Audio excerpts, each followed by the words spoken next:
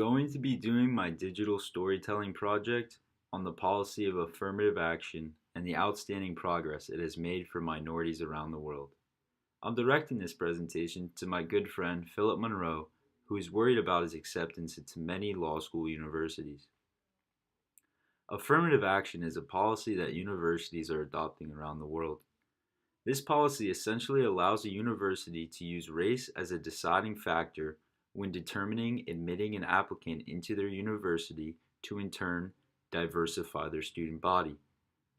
Throughout my application process to various law schools across the United States, I saw how even though many minority applicants had amazing academic credentials, they failed to achieve many opportunities that a white majority race applicant received due to the minority's disadvantaged background. Affirmative action then comes into play with allowing universities to use race as a deciding factor when admitting applicants because they want to give qualified students from minority races a chance to succeed at their university even though they came from a disadvantaged background.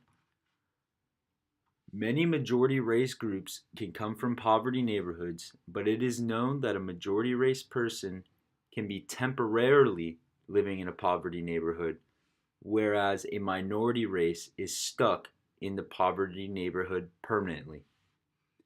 Gregory Gare, who is an attorney from the University of Texas, said to the Supreme Court, "Your Honor, our point is that we want minorities from different backgrounds.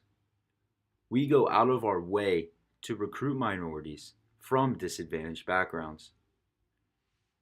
This shows how University of Texas and many other universities are really taking the policy of affirmative action seriously and are working tirelessly to help minority races succeed in society and eventually obtain an amazing education and degree."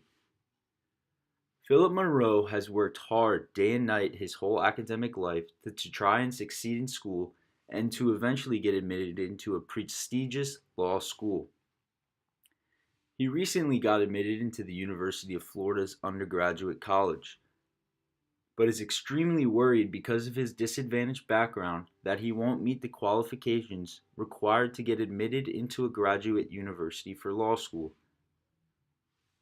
Philip is a black minority race and has been dealing with the disadvantages that follow from that his entire life. Philip has faced economic hardship his entire life, and his family still lives in the same poverty neighborhood he was born into. He has never been able to participate in clubs or after-school activities to build his qualifications for his application because he never had the money to participate and join in those activities or clubs. However, with affirmative action being a policy valued by many graduate universities across the United States, he could take a breath of fresh air and realize that he won't be placed at a disadvantage any more than any other applicant. Seeing how affirmative action has benefited so many underprivileged and disadvantaged black minority race college applicants, as well as many Hispanic and Asian minority applicants, is a true sign of hope for me in the very discriminatory and racist society we live in today.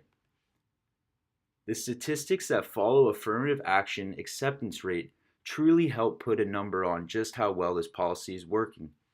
According to a study done by New York Times, acceptance of African Americans under the affirmative action policy has increased from 6% to 15% in the past 2 years, and Hispanic acceptance has increased from 8% to 22%. As more and more universities decide to adopt the policy of affirmative action, I'm confident that eventually in the future, we may see a time where disadvantaged minority races and unfair admittances will be laughed at as ancient history. Thank you.